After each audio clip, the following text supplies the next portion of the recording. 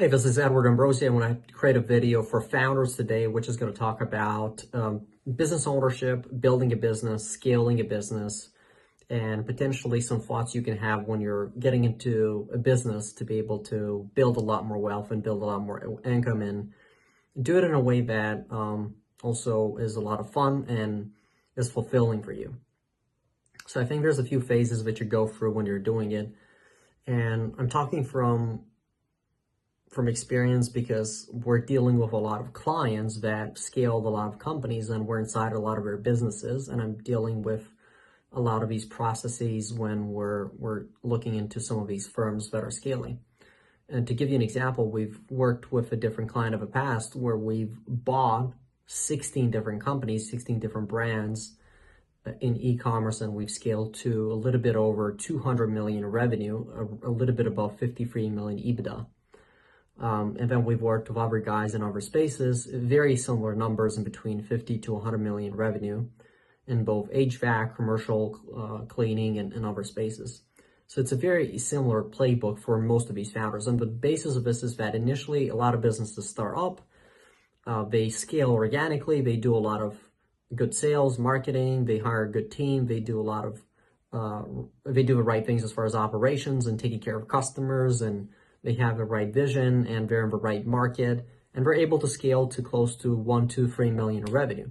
And most businesses get stuck at that level, and then they need a little bit more of a better team related to management, and maybe a growth team that is going to help them get from 3 million to 10 million, potentially open up other markets and scale.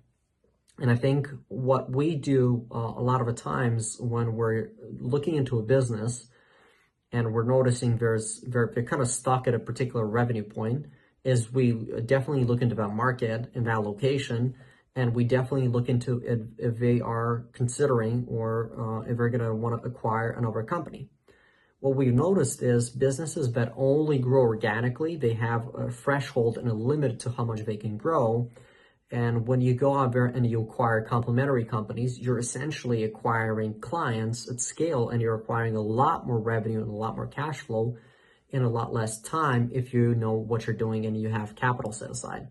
A lot of these founders that scale from 0 to 1 million, 2 million, 3 million revenue, they have a fairly good balance sheet in most cases if they've done that, which means they have capital set aside, which allows them to use some of that liquidity to go and get more debt to be able to acquire a lot of these other companies and to build a corporate development side of their business that's going to find acquisitions, find deals, find capital, put it together, integrate these businesses, put the right management or right seats.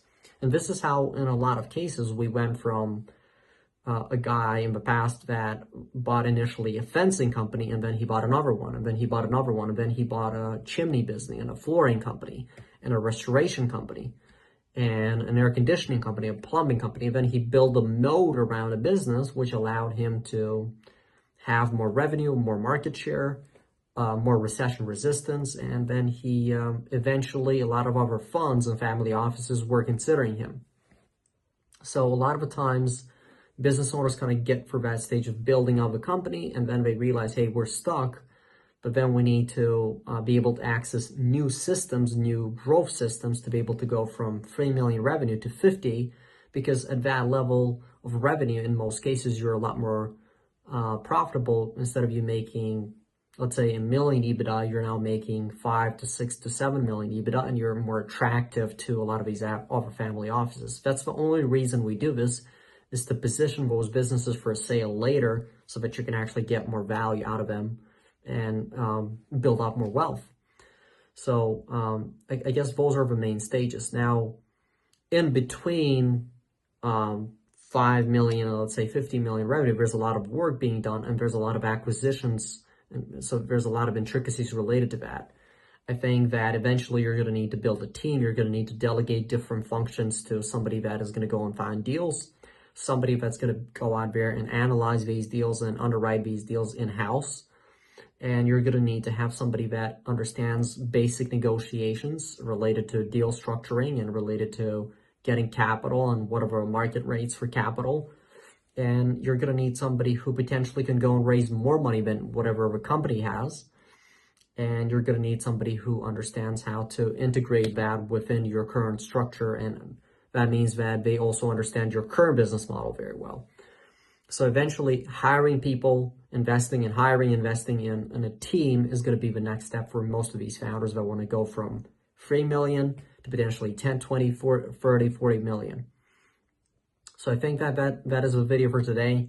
If you liked it, subscribe to the channel. I want to make more videos for people that want to go out there and acquire companies in general, or business owners that want to scale for this process. Thank you for watching.